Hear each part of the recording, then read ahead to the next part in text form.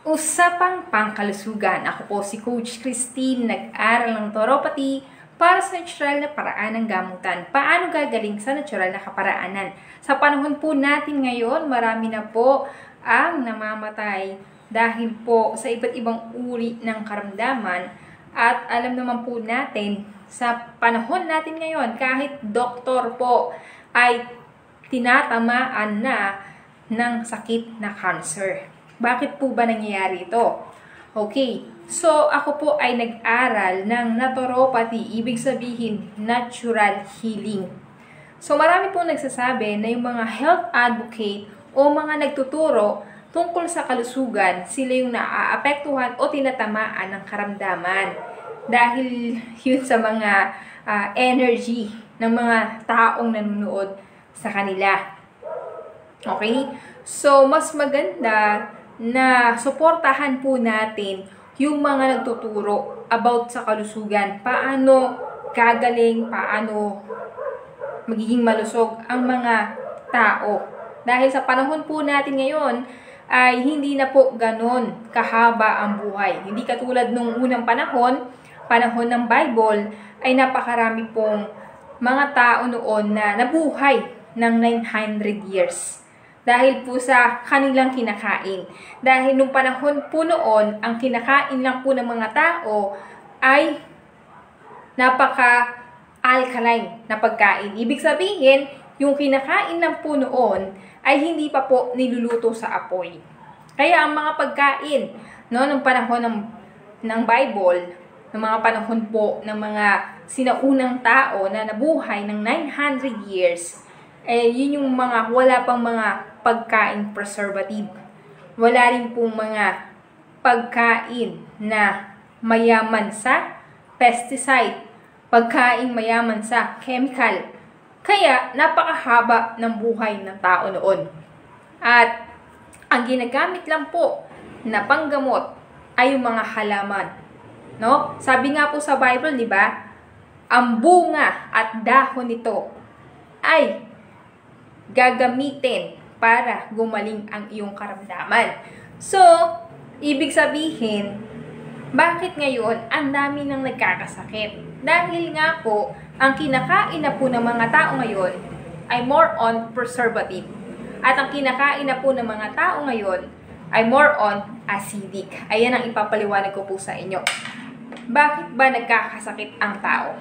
So, bago po tayo magpaliwanag, inom muna tayo ng ating colon detox coffee. Ito po yung ating colon detox coffee dahil ang ating colon ang pinakamaraming parte ng ating katawan. Ayan. So, ipapaliwanag ko po sa inyo. I-share nyo na po yan. Pag po marami na pong nanood, saka po tayo mag-start. Hintay muna tayo ng mga viewers. Kaya, i-share nyo na po yan. Para marami po tayong matulungan sa kalusugan.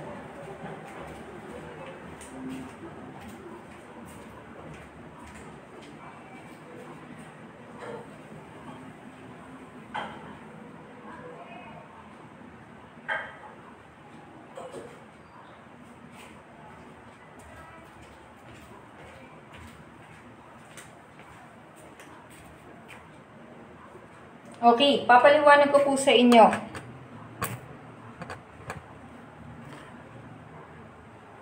Bakit po ba nagkakasakit ang mga tao? So, ano po ba yung nakakatakot na sakit? Magbigay nga po kayo. Oh. Ito yung tinatawag na heart disease. Okay? O heart attack.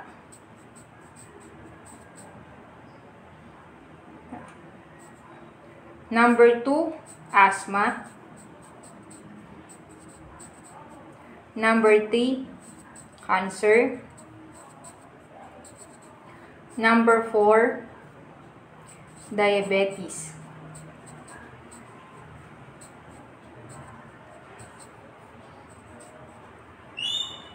Ano ba yung pang-5?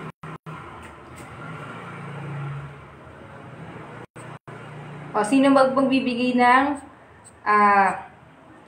ano po dyan? Magbigay pa, ano pang sakit ang gusto natin pag-usapan. Okay? So, ngayon po, pag sinabing heart attack, nag-uumpisa po yan sa sakit na high blood. Bakit po nagkakaroon ng tinatawag na high blood pressure? Hindi naman sakit yan eh. Yan ay pressure ng dugo. Okay? Yan ay pressure ng dugo. So, dikit-dikit lang natin.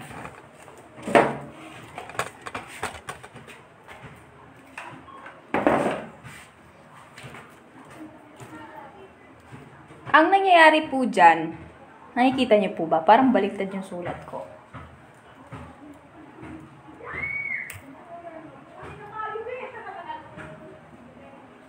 Oo nga, baliktad siya. Teka lang.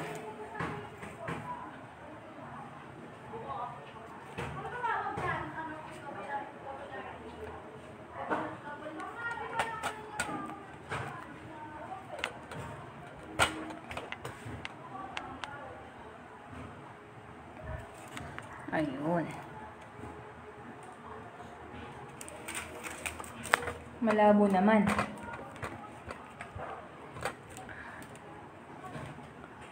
Ito naman malabo.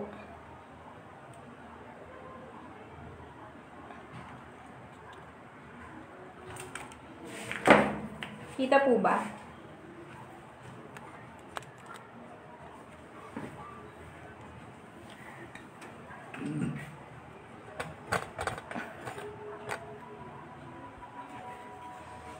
Malabo. Kaya nga. Wait lang. Ito na nga lang guys. Malabo kasi yung kabila. So, pag sinabing high blood, yan po ay pressure ng dugo. Ayan, papunta po yan. Yan ang pressure ng dugo. Ito yung ugat natin. So, ito yung dugo. Dito dumadaan yung dugo. So, ang nangyayari, nalalagyan po yan ng mga kolesterol sa paligid. Nalalagyan ng mga kolesterol dahil sa mga kinakain nating mamantikang pagkain. So, pag nalagyan po yan ng kolesterol, nahihirapan ang dumaan ng dugo papunta sa puso at papunta sa brain. Pag yan po ay pumutok, heart attack po or stroke. Yan po ay stroke or heart attack.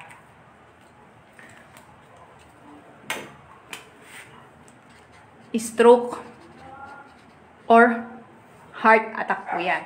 Okay? So, ang gagawin, pag pumunta ka sa doktor, bibigyan ka ng vasodilator. Ibig sabihin ng vasodilator, opener ng ugat. Iinom ka sa umaga, bubuka. Pag tulog mo, liliit, bubuka, liliit, bubuka, liliit, bubuka, liliit, bubuka, liliit. 5 years ka nang umiinom ng gamot, hindi ka pa rin gumagaling. So, ang tawag sa'yo, di ba?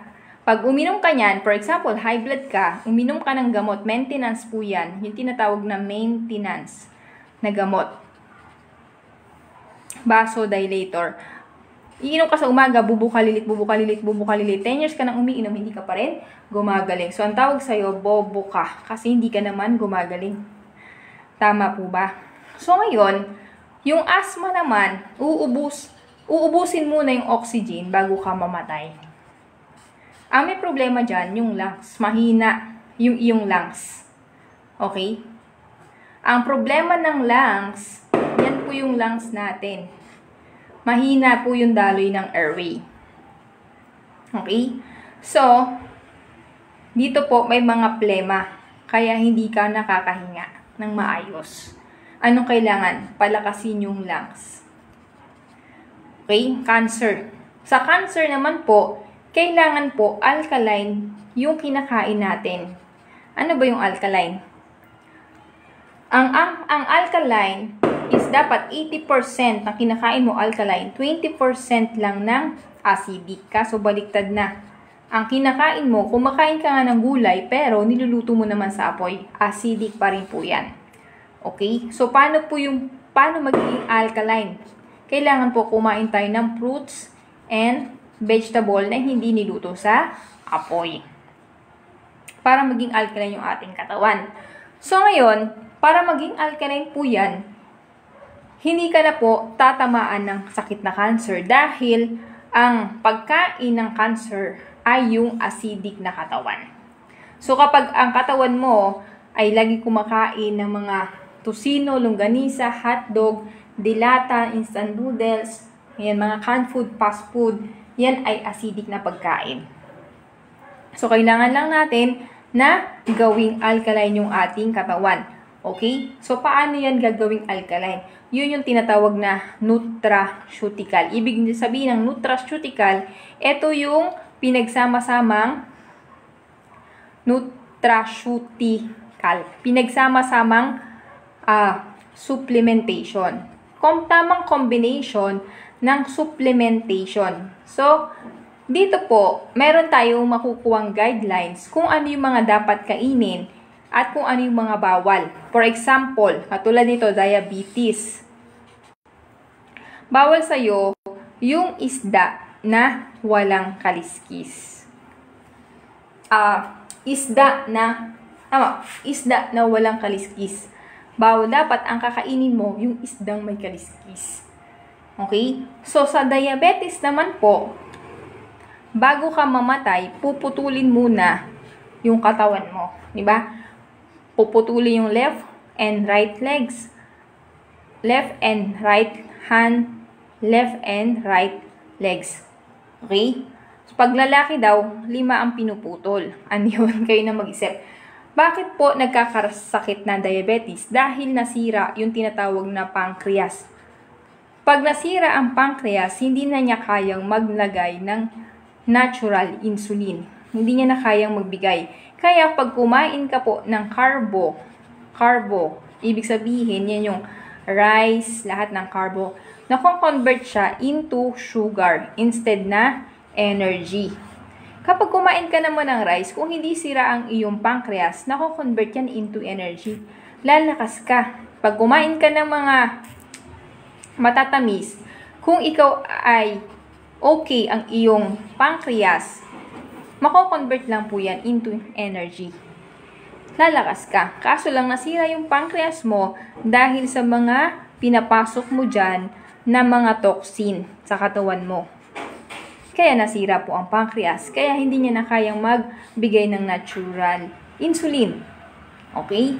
So, ngayon, ang kailangan nating maintindihan, paano ba yung nutraceutical? Nutraceutical, yan po yung pinagsama-sama nating supplementation. Ano yung tamang guidelines? Meron po tayong tinatawag na 3 to 4 months program. Pag ito po ginawa mo, muling manunumbalik yung mga nasira mong organ. Okay, magiging okay yung nasira mong organ dahil ire-repair niya po yan. Yan yung tinatawag na repairing cells. Okay, nire-repair yung mga nasirang cells. Pag nire-repair yung cells, anong mangyayari? Magiging okay yung iyong pancreas. Pag naging okay yan, kaya niya nang magbigay ng natural insulin, kaya yung sakit na diabetes, nawawala po yan in natural way. Babalik lang naman tayo sa natural way katulad po ng ginagawa nung unang panahon. Kaso sa panahon natin ngayon, hindi na po okay yung mga kinakain nyo. Kakaiinom kayo ng juice. Ano yung iniinom yung juice? Instead na katas ng prutas,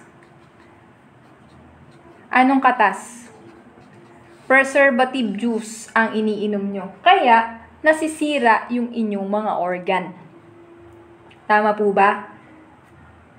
Mahilig ka pa sa mga seasoning. Kaya, nagkakaroon ng mga cancer. Kapag mahilig ka sa seasoning, cancer po yan. Bakit may bukol ang katawan mo? Kasi kinakain mo yung pagkain ng bukol. Ano-ano po ba yung pagkain ng bukol? Number 1, 8 pagkain na malalangsa. Ito ang iiwasan mo kapag ikaw ay may bukol na sa katawan. Number 1, patis. Number 2, alimasag. Number 3, alimango. Number 4, hipon. Number 5, alamang. Number 6, egg. Number 7, chicken. Number 8, pusit. Pag ikaw may bukol na sa katawan, tapos kumakain ka pa ng 8 pagkain na malalangsa, binubuhay mo lang at pinaparami ang iyong bukol. Kaya kahit anong inumin mo ng mga synthetic drugs, anong nangyayari? Hindi yan tumatalab. At yung synthetic na yan, nagiging cause yan para masira ang iyong kidney. Dahil hindi naman po yan ginawa para pagalingin ka, kundi ginawa po yan para i-maintain ang iyong sakit. Bakit? Paano ko sinabing maintain? Kaya nga maintenance eh. Ikaw nga, high blood ka. 5 taon ka nang umiinom ng gamot, gumaling ka ba? Hindi. Diba? May diabetes ka. 10 taon ka na umiinom ng gamot, gumaling ka ba? Hindi. O sabihin mo sa akin, gamot ba to? Hindi siya gamot. Kasi kung gamot yan, dapat gagaling ka. Tama po ba? Ako po, meron po akong na-encounter. May prostate. Kinakatheter na. Grade 1. So, mailalim po sa aming detoxification process, yung tinatawag kong detox. 3 to 4 months. No? Ando dun po yung guidelines, tamang combination ng mga supplement para ma-repair ang yung mga organ. I-repair po natin para pag na-repair po yan, magbibigay naman po ng nutrisyon yung mga iniinom mong tamang combination ng mga supplement. Meron po tayong colon detox coffee. Ito yung pinaka-importante. Bakit? Dahil ang colon po natin ang pinakamaruming parte ng ating organ. Ang colon po natin, ang pinakamaruming parte ng ating organ. Kapag ang colon hindi mo nilinis, i-share niyo po ang video kung gusto niyo po nating makatulong sa maraming tao. Ito na lang po yung may tutulong natin. Kung na-share po natin to, at meron ka palang kakilala na nakapanood, tapos puputulan na pala siya ng paa, putol paa na, ay napanood niya po to, nakatulong po tayo. Tama po ba? So, i-share po natin. I-share lang po natin. Ang colon po natin, ang pinakamaruming parte ng ating katawan. Kapag po 3 to 4 times ka lang dumudumi, every week, delikado po ang iyong colon. Pwede kang magkaroon ng tinatawag na colon cancer. Ang cancer po is stage 1, stage 2, no pain yan. Wala kang mararamdamang pain. Stage 3, stage 4, dyan mo na mararamdaman ang pain, kaya tatakbo ka na sa ospital. Pag tumakbo ka sa ospital, kailangan meron kang milyon. Pero kahit may milyon ka, marami pong hindi gumaling sa sakit na cancer. Tumagal lang sila ng 1 to 2 years. Yung iba po, hindi years, months lang. Tama po ba? Kasi ang cancer, mabilis po yang mag-multiply sa iyong katawan. Mabilis silang dumami. Kaya kailangan po natin na i-detox at gawing alkaline ang ating katawan. Ayan po yung nasa guidelines namin na pinag-aralan po namin. So, kailangan lang natin itong linisin. Dapat po, twice a day ka dumudumi para malinis ang iyong colon. 2 times a day ka dapat dumudumi para malinis ang iyong colon. Okay? Sa mga gusto sumailalim sa aming program, pwede po kayong mag-text para masagot ko kasi pagtawag po, busy po ako minsan. Hindi ko po yan nasasagot. Pag text, mababalikan ko po kayo. Ito po yung aking number. Pwede po kayong mag-text po dito.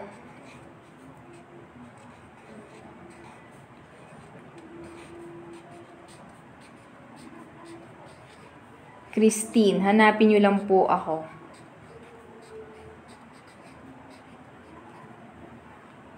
Nakikita nyo po ba? Ayan po ang aking number. Meron din po kaming QMRA machine apparatus. Sa hawakan mo lang ng 1 minuto, malalaman mo na kaagad kung anong organ ang may damage na. So, yung ating QMRA, 1 minuto mo lang hahawakan yung machine, malalaman mo na agad from head to foot kung ang organ mo ay may damage na. Yan po ay 500 per head. Pwede po kayong magpa-schedule. Minimum of 10 po. Okay? Yan po yun. Para, pwede naman po kayong mag-request dyan. Mag-text lang po kayo. Sa ating QMRA machine apparatus check up. So, thank you and God bless. Share niyo po yung video. Ayan, sa mga gusto po na mag-avail ng ating colon detox coffee, mag-comment lang po kayo ng how. Ito po yung ating colon detox coffee.